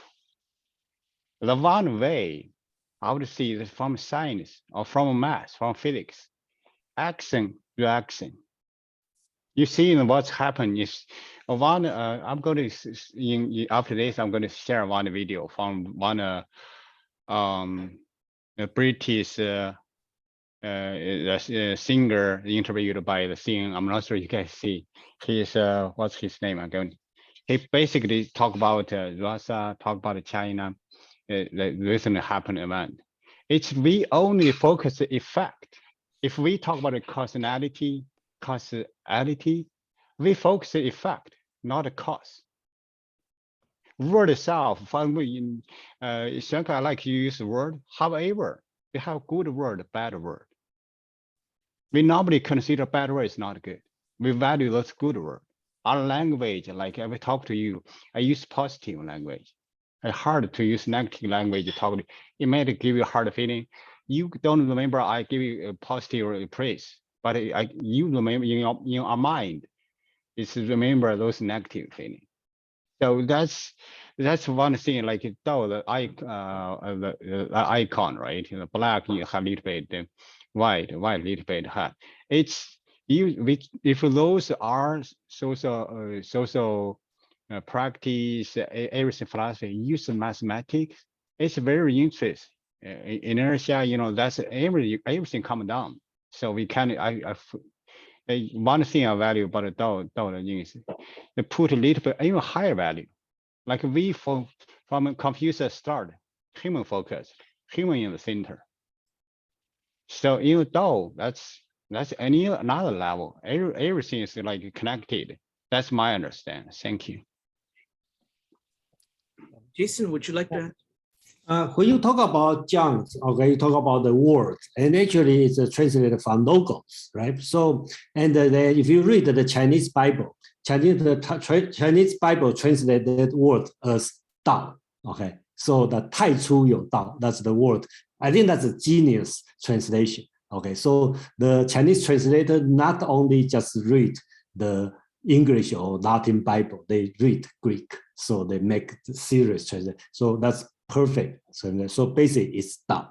And they talk about word. I think it's in the, because I just explained the difference between Taoism's Dao and the Confucian's Dao. So the name also different. They call it the name. If you call it another in the English or in the Hindu, it's Om or the word. In the Chinese, the name, okay? So Chinese name is my understanding, they put the name and the actuality, okay? Actuality, you will be equivalent to English proposition as a subject, and the name is a predicate. Like Socrates is a professor. Socrates is the actuality. That's real Socrates there. Philosopher is a universal, okay? So that's the name. So again, let's go to this name. in Taoism, they talk about this name. If you can pinpoint philosopher, that's not a real name. Okay, so the real name is no name. Okay, in the last Saturday's meetup, I just explained the all things just one horse. They use horse to represent. You can call everything horse. Okay, so that's the name. Okay, so that's Taoism thinking. Confucius talk about name, much more serious on that. He talked about name. It's a universal, that's right, but that's rectification of name. You have to make the name correct so you can behave correct. So in other words, he take the name, become a normative. Okay, so you behave this way, so they have a moral sense on each name. Okay, so if you put a difference, that's their difference on Tao and name. Okay. Wonderful. Thank you. Thank you, Jason. I really appreciate that. It's like, I think, but what the way in which Bhagavad Gita and Bible, they combine both these things. They combine like the nature contained in the name and the normative aspect. Like, you know, basically you're trying to follow the word.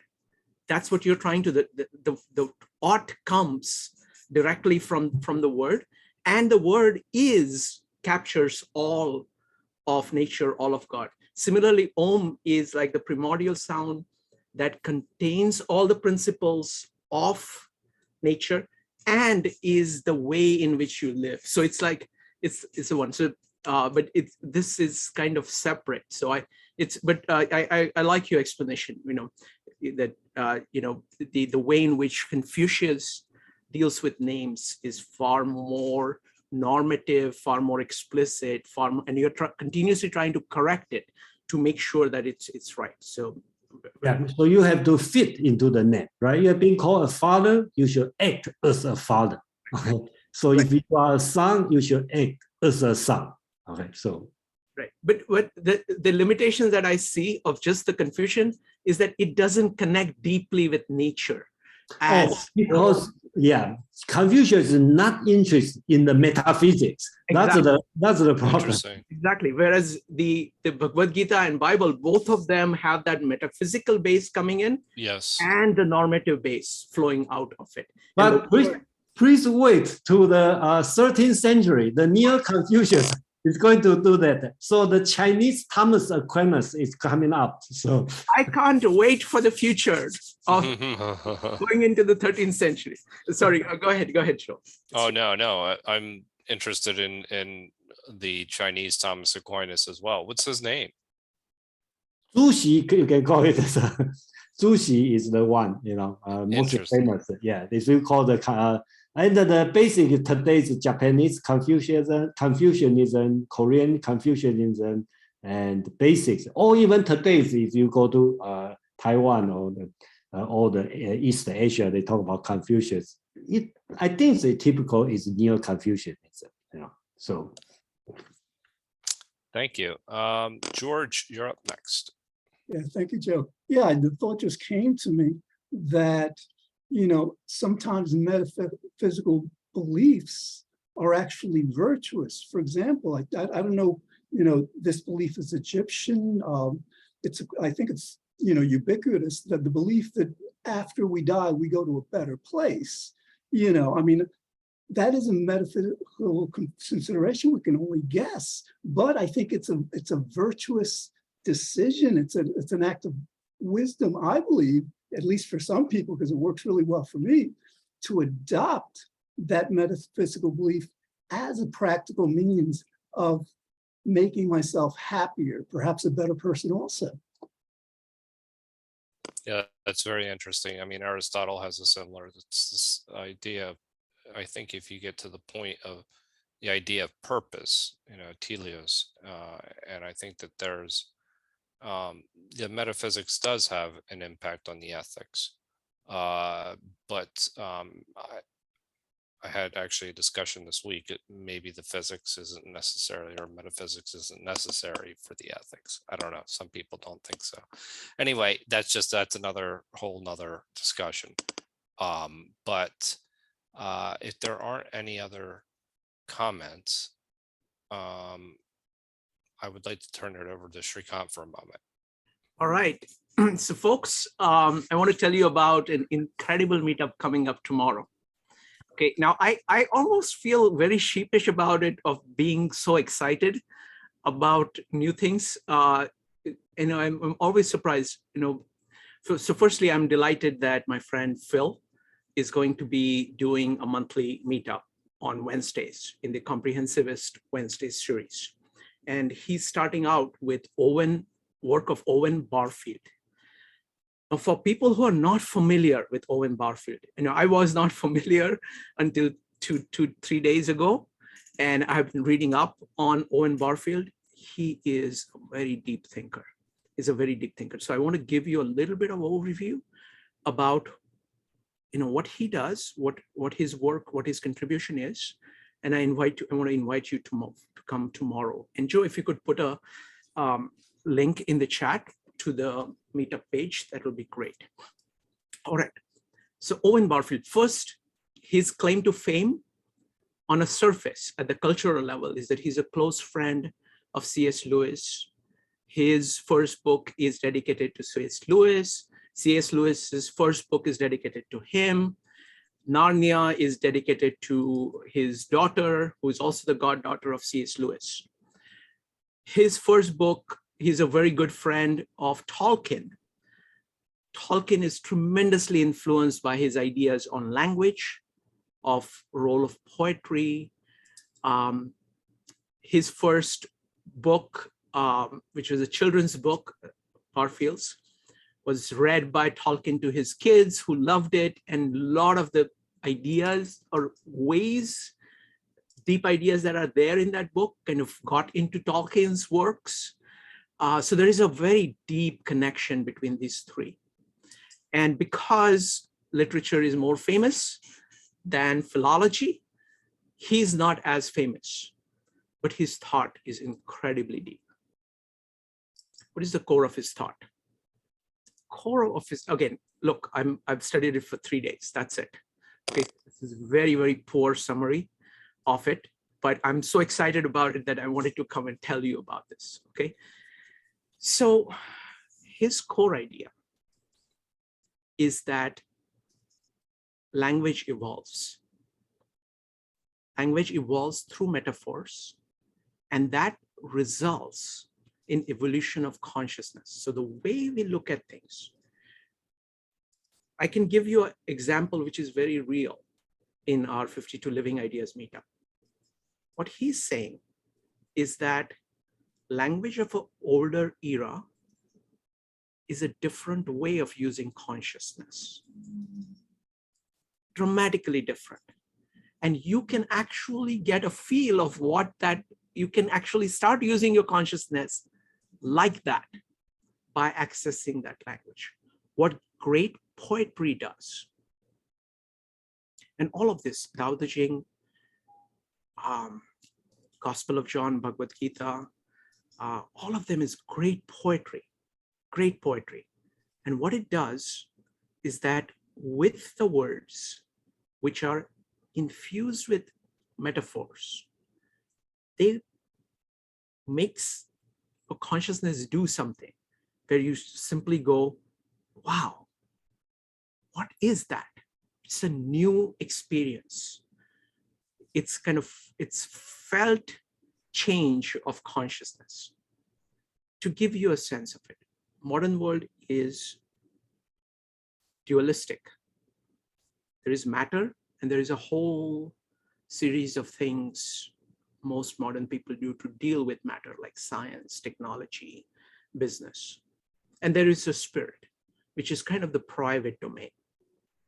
This was not so. This was not so throughout history. If you look at Tao Te Ching, the spirit and matter just flow together like water. If you look at Gospel of John, let's say the chapter 3, he's talking about spirit being breathed into life. And so he's going continuously, and winds changing your nature.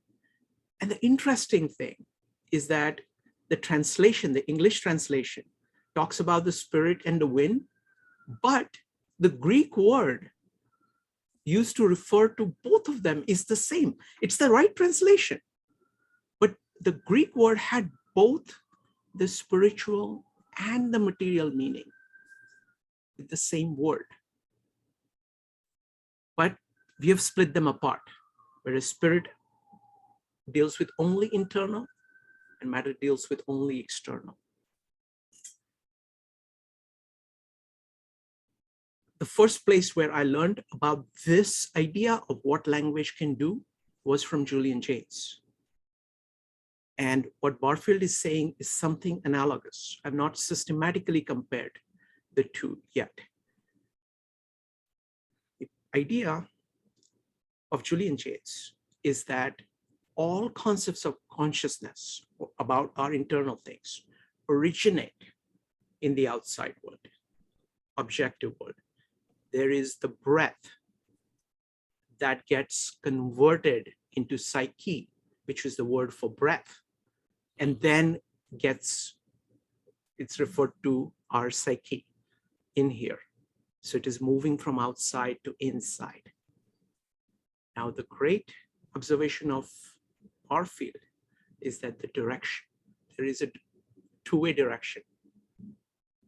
The word captures the eternal patterns that are around us through metaphors and coagulates that into a word in our consciousness.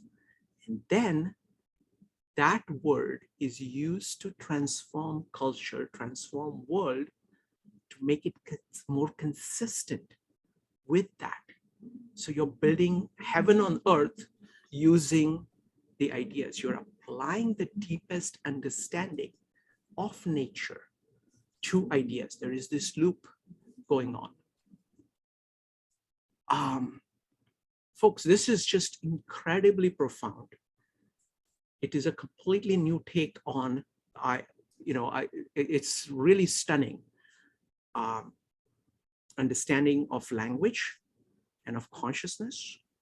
And I invite you to join us, join Phil tomorrow at 9 p.m. for this meetup on Barfield. I don't know what Phil is going to talk about. Phil has studied this a lot longer than I have, than 3 days, but so he will have more deep things to say, but I would love any comments that you may have. If you would like to make a comment, go ahead and type comment or question, type exclamation mark. My ability to answer questions is very poor, but I will try.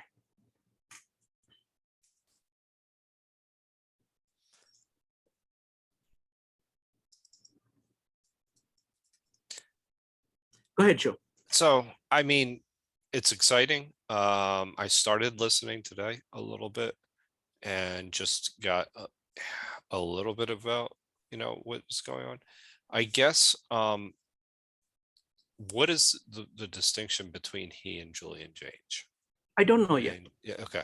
I don't know yet. I think, okay, I'll give you a provisional answer. I've not Okay. systematically looked at it. I know Julian Jaynes much better than Barfield. Okay. On one hand, I want to say that Julian Jaynes has a much greater appreciation of the changes in the external world and what it does to the consciousness. So for example, the idea of the breakdown of the bicameral mind, that if you are in an isolated society, which is doing fairly well, then you can just stick to the ideas, you can listen to the word of gods and kings, and you can continue on. Right. But when it starts to break down, you're basically, your entire base is gone, and you're forced to conceive of different ways of doing things on your own. So you come up with this internal mental space and start looking at multiple options, multiple ways in which you can proceed. And so in that sense, he actually shows the drama of the interaction between the outer and the inner. amazingly well. The base from which Owen Barfield is coming is from a very deep understanding of poetry, Right. Yeah. poetry and literature. And he's showing you what poetry does, what poetry can do. And it is stunning. You know, we've been reading some great poetry, and you can see how powerfully poets can communicate something. We were, you know, Paul was reading a poem of, I think it was Robert Frost, was describing a scene where people generally don't, a cottage where people generally don't stop. But the entire, so it was actually a metaphor for showing the richness of life and experience that is open to us at all times in the most simplest, ordinary of situations. And so it is showing you something about the consciousness, and that's what great poets do. So he, you know, this guy, Owen Barfield, is just amazing at understanding what poetry does. So those are the strengths that I see.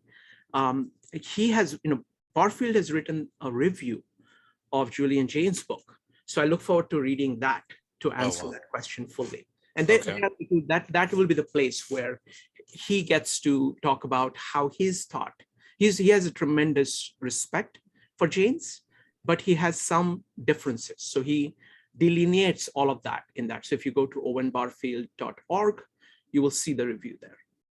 Oh, it's under, and it should be on the front page. I'm on it right now, Just actually. search for it. If you Okay. just use Julian Jaynes and Okay. Owen Barfield in Google, you'll find it. Okay. Thank you. Wonderful. All right. Will So- this be a series? I don't know. I mean, I'm going to talk to Phil. You know, I would love to make it a series, but I don't know if that's what Phil has in mind. Phil has many, many topics in mind. So I'll talk to him and see where, you know, what he wants to do with it.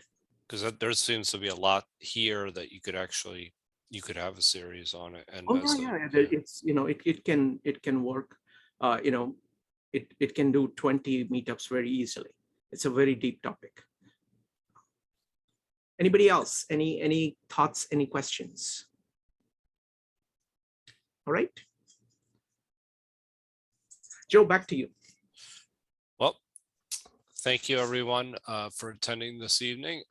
We have some amazing upcoming events. Obviously tomorrow night, we have the meetup that Shrikant was just telling us about. It's Comprehensivist Wednesdays. It's done in conjunction with the Greater Philadelphia Thinking Society. And that is the one on Owen Barfield that we will be covering.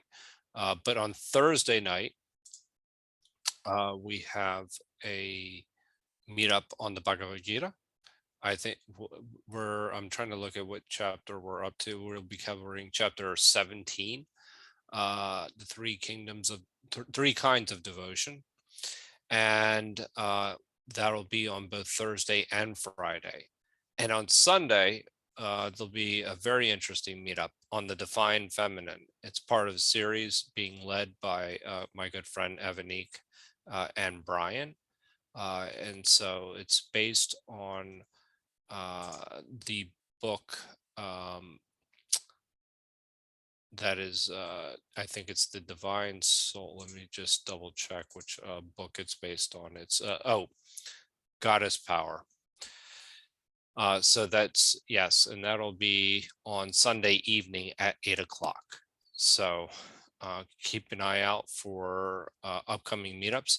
I don't know if Jason has a meetup on Saturday. Yes, he does. He does. So I will go ahead and put it. I will announce it shortly. Okay. Today itself. So you'll get an announcement. Okay. So just keep your eyes open for the Asian Philosophies meetup for this Saturday at 7 p.m. Eastern Standard Time. And thank you everyone for attending this evening. Jason had mentioned book 5 is going to be a very big challenge for us.